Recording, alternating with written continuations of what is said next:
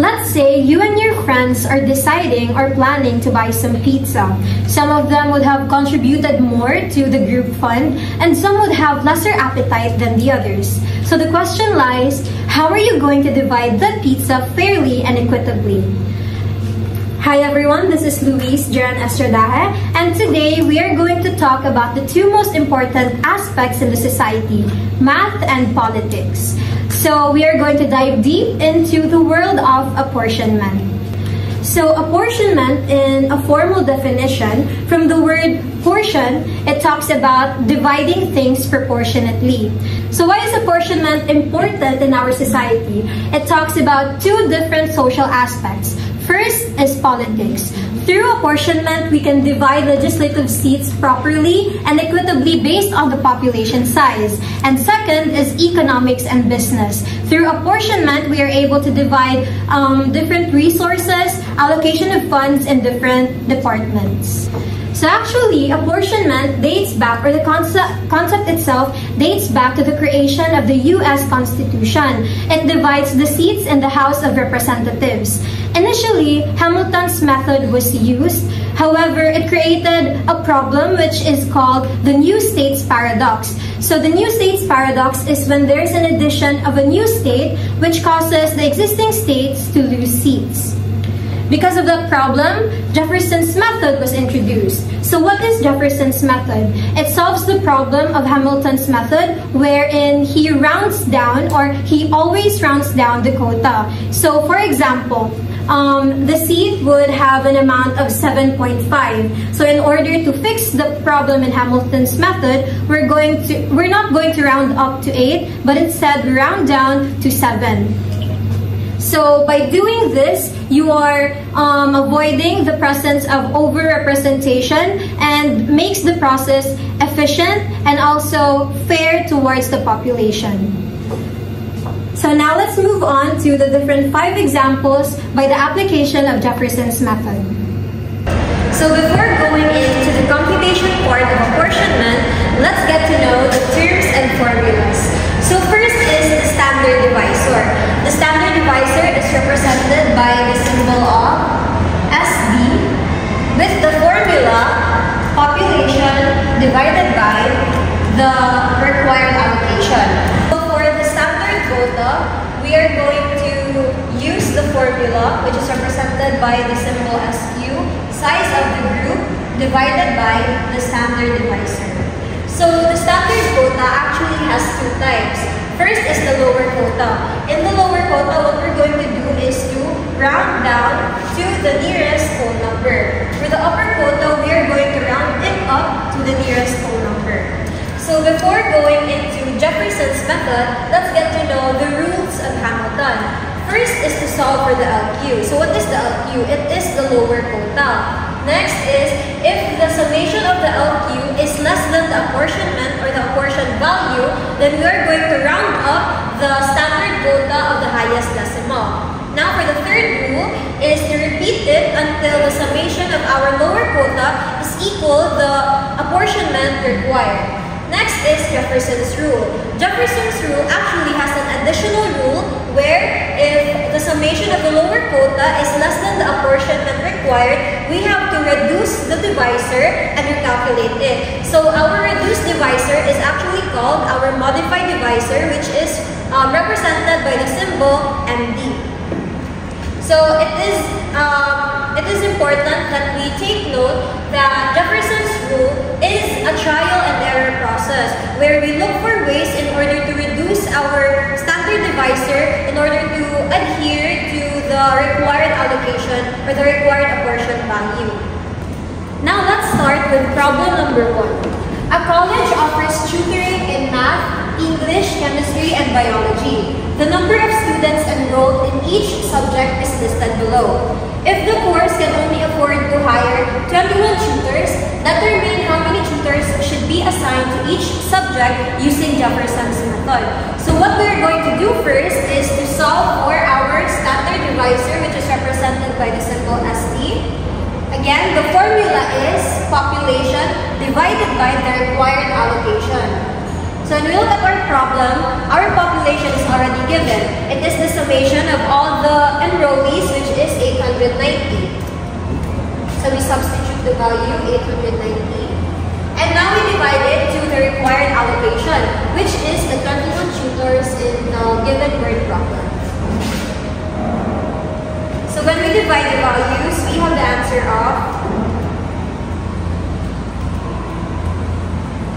42.3810. So this is our standard divisor.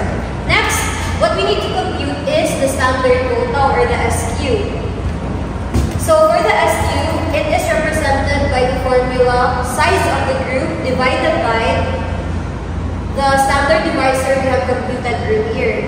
So for SQ, we actually have to compute per subject or per subject and enrollees in the given problem. So for the quota, we are going to copy the enrollees, which is 360, divided by the standard divisor, which is 42.3810.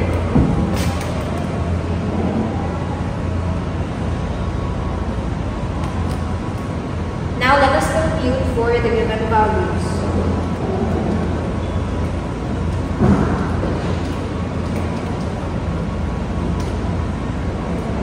So this equates to 8.5. So we do the same process to the other subjects given. So for English, 315 divided by 42.3810. 135 divided by 42.3810. 80 divided by 42.3810. And we compute for the values of each. 315 divided by 42.3810 is 7.4. So 135 divided by 42.3810 is 3.2. And lastly, 80 divided by our standard divisor, which is 42.3810, is 1.9. So since this is our SQ, we are going to compute for our initial value or our LQ. So since we are going to compute the LQ, we are going to round it down to the nearest whole number. So for 8.5, we round it down to 8. For 7.4, we round it down to 7. And the same with the other values, such as 3 and 1. So when we add all together, or we get the summation of our lower quota, it actually equates to 19. Which is less than the amount of our required allocation. So what we're going to do is we're going to think of any value less than our initial standard divisor. So let us try the value or the modified divisor of 40. So again, 360 divided by our modified divisor, which is 40. Then 315 divided by 40. 135 divided by 40, and 80 divided by 40. So let's compute for the values. 360 divided by 40 is 9. 315 divided by 40 is 7. 135 divided by 40 is 3.4. And 80 divided by 40 is 2. So again, when we round it down to the nearest whole number, we get 9, 7, 3, and 2. Now when we get the summation of these using our modified divisor, we now get the exact number of allocation, which is 21. So in conclusion, in order to allocate the different assigned tutors properly according to the value of 21, it should be for math, there are 9 tutors. For English, there are 7. For chemistry, there are 3. And lastly, for biology, there should be 2. Now let's move on to the second problem. The legislature in the state has 57 seats. Apportion these seats to the 6 counties below using Jefferson's method. Again, for the first step, let us look for the standard divisor, which is P divided by K. So our population is 1,229,000. So our population is 1,229,000. Now we divide it to the given allocation, which is 57. So when we divide the values, we have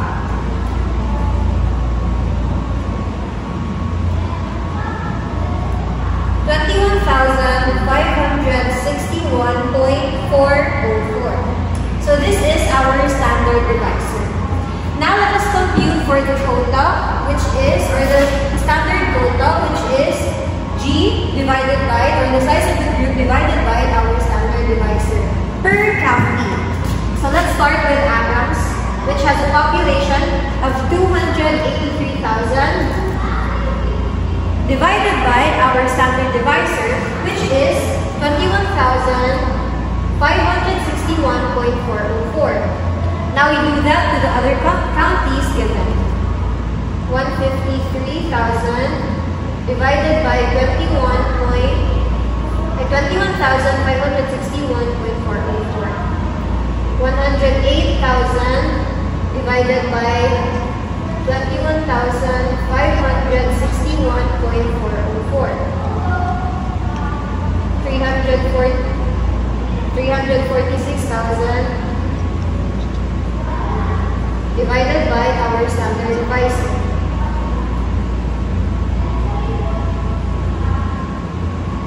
And for Hayes, which has a population of 223,000 divided by our standard divisor.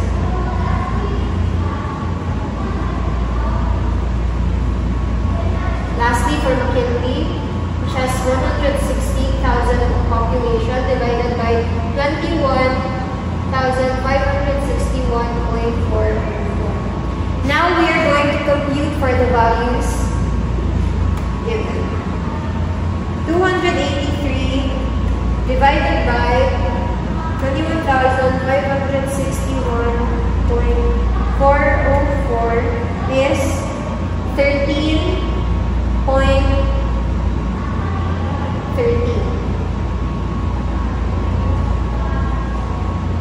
Now for the population of Grant, or the SQ of Grant, 153,000 divided by our standard divisor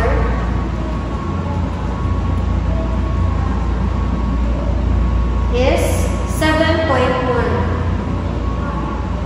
For Colton, 108,000 divided by the standard divisor,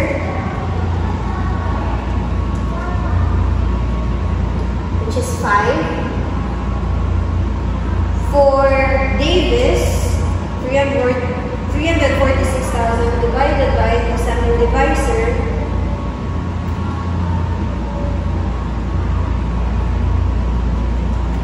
is 16.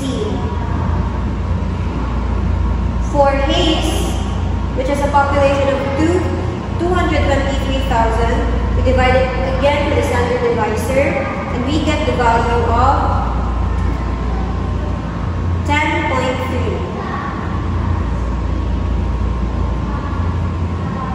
Lastly, McKinley has a population of 116,000 divided by the value of our standard divisor,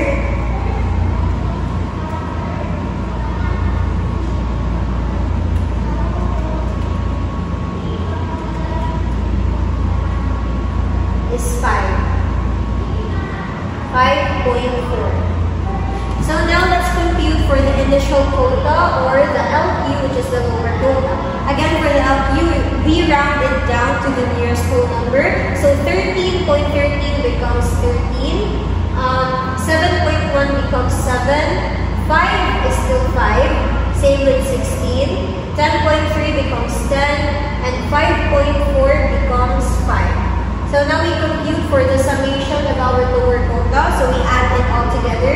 13 plus 7 plus 5 plus 16 plus 10 plus 5 is 56. So you can see that it is still less than our required allocation, which is 57. So now again, we are going to look for another modified divisor. And we think of any number that is less than our initial standard divisor, which is 21,561.404. So now we are going to try the modified divisor of 20,300. So again, we still compute for our quota or SQ. So let's erase the values.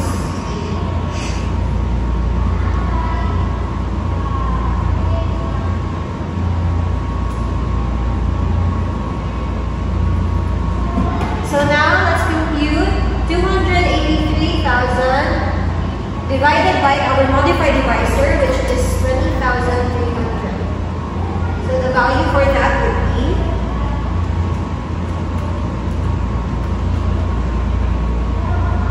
13.9. Now for grand, we're going to compute 153,000 divided by 20,300. Which is 7.5. For Colton, which is 108,000 divided by our modified divisor, becomes 5.3. For Davis, which is 346,000 divided by 20,300, we have 17. For Hayes, which is 223,000 divided by our modified divisor is 10.9. And lastly, for McKinley, which is 116,000 divided by our modified divisor becomes 5. So now we round it down to the nearest whole number. 13.9 becomes 13. 7.5 becomes 7, 5.3 becomes 5, 17 is still 17, 10.9 becomes 10, and lastly 5 is still 5. So now we look for the summation of all these values, and now it equates to the value of 57, which is the required allocation for the 6 counties. So now the 6 counties is So now the 6 counties can have the different seats, which has the value of 13 for Adams, 7 for Grant, 5 for Colton, 17 for Davis, 10 for Hayes, and 5 for McKinley. Now let's move on to the last problem, which is problem number 3. So suppose the nation has 4 states, with populations shown below, and a representative body with 60 seats. How many seats should each state get?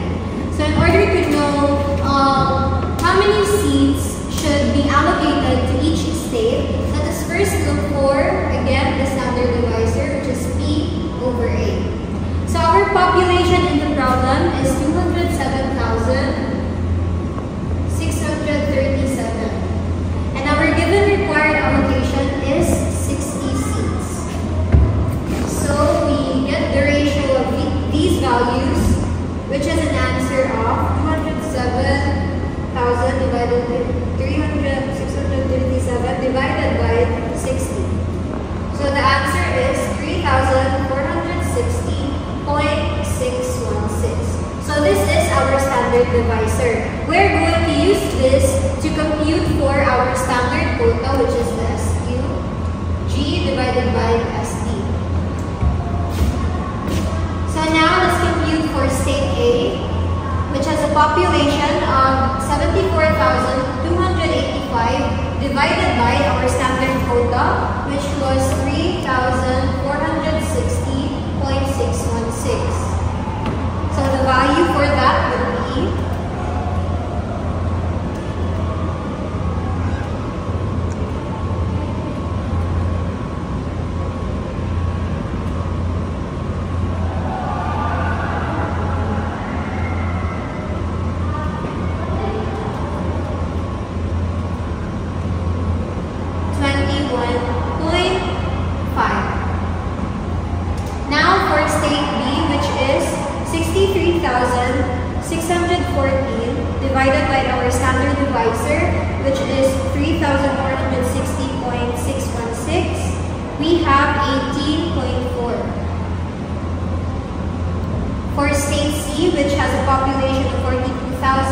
3,355. We divide it with the standard divisor, which is 3,460.616. We have the value of 12.2. Lastly, for state D, which is 27,383, we divide it with our standard divisor, 3,460.616. The value for that would be 7.9. So now let's look for, again, our initial quota, or our LQ, which is our lower quota. So we round down all the values to the nearest whole number. 21.5 becomes 21, 18.4 becomes 18, 12.2 becomes 12, and lastly 7.9 becomes 7. So let's get the summation of these values. 21 plus 18 plus 12 plus 7 equals 58. So again, we notice how there's a repetitive pattern where every summation of the lower quota is always less than the required apportionment. So 58 is less than 60. Now let's look for our modified divisor, which is MD, because as we lessen our standard divisor, our apportionment, or our apportioned values for each state becomes bigger. So let's try the value of our modified divisor in 3,350, which is less than 3,460.616. So let's try this one and erase the values computed earlier.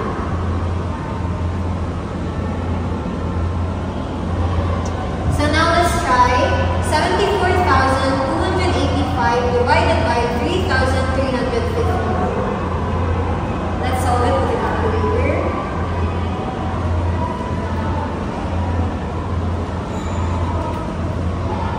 We get the value of 22.2. For our state B, which is 63,640, divided by 3,350 is 18.9. For our state C, 42,355 divided by 3,350 is 12.6. Lastly, state D, which is 27,383 divided by 3,350 is 8.2. So again, let's compute for the lower quota of these values, rounding it down to the nearest whole number. 22.2 becomes 22, 18.9 becomes 18, 12.6 becomes 12, and lastly 8.2 becomes 8. So now let's compute for the summation of these values. 22 plus 18 plus 12 plus 8 is equals to 60. So in conclusion, by apportioning these seats properly, then the values of state A would get 22 seats. For state B, they would get 18 seats. For state C is 12 seats, and lastly for state D is 8 seats. So that concludes my presentation about apportionment, where we combine both mathematics and politics. It is important to note that apportionment is a really important concept or idea that we can apply in our day-to-day lives, especially by allocating resources fairly and equitably. Thank you.